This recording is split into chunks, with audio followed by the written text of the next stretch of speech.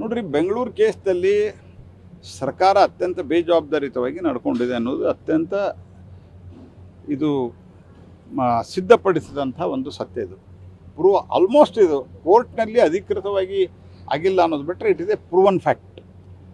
ಅದೆಲ್ಲ ಇದ್ದು ಸಹಿತ ಪೊಲೀಸರು ಅನುಮತಿಯನ್ನು ನಿರಾಕರಿಸಿದ್ದಾರೆ. ಸ್ವತಃ ಮುಖ್ಯಮಂತ್ರಿಗಳಿಗೆ ನನಗೆ ಭಾಳ ಖಚಿತವಾಗಿ ನಾನು ಹೇಳ್ತಿದ್ದೇನೆ, commissioner of police Bengaluru Dayanand ಅವರು ನಮಗೆ ಒಂದು ದಿವಸದಲ್ಲಿ ಇದು ಅರೇಂಜ್ಮೆಂಟ್ ಮಾಡೋಕ್ಕಾಗಲ್ಲ, ಗೆದ್ದ ದಿವಸ ರಾತ್ರಿನೇ ವಿಪರೀತವಾಗಿ ರಾತ್ರಿಯೆಲ್ಲ ಜನ, ಇದು ಒಂದು ದೌರ್ಭಾಗ್ಯನೇ. ಕ್ರಿಕೆಟು ಆಟ ಅದನ್ನು ಅಭಿಮಾನ ಇರಲಿ, ಅದರ ಬಗ್ಗೆ ನಮ್ಮ ಕ್ರಿಕೆಟರ್ಸ್ ಬಗ್ಗೆ ನಮ್ಮ ಆಟಗಾರರ ಬಗ್ಗೆ ಒಂದು ಅಭಿಮಾನ ಇರಲಿ, ಪ್ರೇಮ ಇರಲಿ. ಆದರೆ ರಾತ್ರಿಯೆಲ್ಲ ದೊಡ್ಡ ಪ್ರಮಾಣದಲ್ಲಿ ಕುಡಿದು ಕುಪ್ಪಳಿಸಿ ಎಲ್ಲ ಮಾಡಿ ಅದನ್ನು ಕಂಟ್ರೋಲ್ ಮಾಡೋದ್ರಾಗ ಸಾಕಾಗಿತ್ತು. ನನಗೆ ಗೊತ್ತಿರೋ ಮಟ್ಟಿಗೆ ಪೊಲೀಸ್ ಕಮಿಷನರು ಅವತ್ತಿನ ಬೆಳಗಿನ ಯೂಶ್ವಲ್ ಬ್ರೀಫಿಂಗಕ್ಕೂ ಹೋಗಿಲ್ಲ.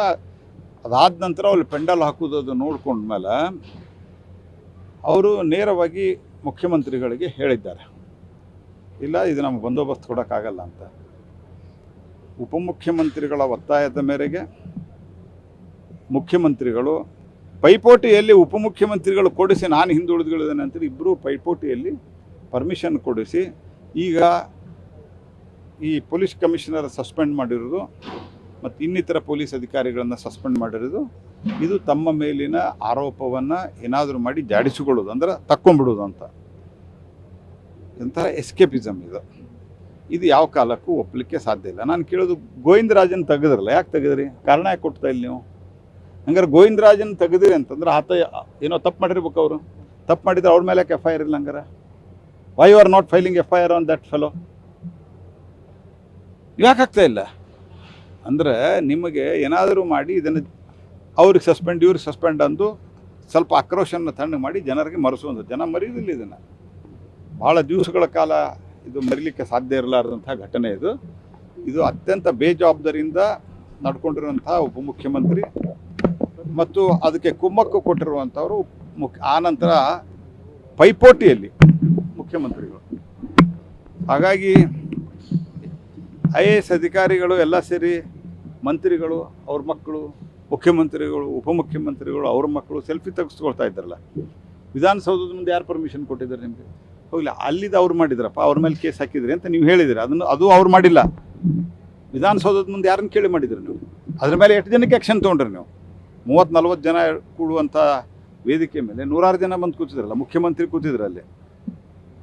ಮುಖ್ಯಮಂತ್ರಿಗಳ ಜೊತೆಗೆ ನಮ್ಮದು ಭಿನ್ನಾಭಿಪ್ರಾಯ ಇರ್ಬೋದು, ಆದರೆ ಮುಖ್ಯಮಂತ್ರಿ ಮುಖ್ಯಮಂತ್ರಿ ಈ ದಿ ಲೀಡರ್ ಆಫ್ ಕರ್ನಾಟಕ. ಅವ್ರು ಕೂತಂಥ ವೇದಿಕೆ ಮೇಲೆ ಇಷ್ಟೊಂದು ಲ್ಯಾಪ್ಸ್ ಆಯ್ತಲ್ಲ, ಯಾರು ಜವಾಬ್ದಾರ ಅದಕ್ಕೆ?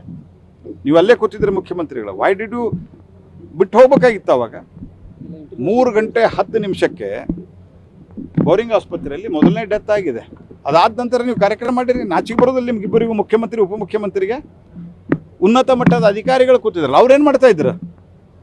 ಯಾವುದಕ್ಕೂ ಏನು ಉತ್ತರ ಕೊಡ್ತಾ ಇಲ್ಲ. 4 ಜನ ಸಸ್ಪೆಂಡ್ ಮಾಡಿ ಇವ್ರು ನಾವೆಲ್ಲ ಮುಗಿತಂದು ಕೂತಿದ್ದಾರೆ. ಇದು ನಡೆಯುವುದಿಲ್ಲ, ಕೋರ್ಟ್ನಲ್ಲಿ ಮ್ಯಾಟರ್ ಇದೆ, ಕೋರ್ಟ್ ಅತ್ಯಂತ ಕಠಿಣ ಕ್ರಮವನ್ನು ಕೈಗೊಳ್ತಾ ಇದೆ ಅಂತ ವಿಶ್ವಾಸ ಇದೆ. ಅಲ್ಲ, ಸರ್ಕಾರ ವಜಾ ಮಾಡೋದ್ರ ಬಗ್ಗೆ ಅವ್ರು ಏನು ಹೇಳ್ತಾರೆ ಗೊತ್ತಿಲ್ಲ. ಆದರೆ ನನಗೆ ಅಶೋಕ್ ಅವ್ರು ಏನು ಹೇಳಿದ್ದಾರೆ ಅಂತ, ಆದರೆ ಸರ್ಕಾರದಲ್ಲಿ ಈಗಿರುವಂಥವ್ರು ಮುಂದುವರಿಲಿಕ್ಕೆ ಯಾವುದೇ ಅರ್ಹತೆ ಅವ್ರಿಗಿಲ್ಲ.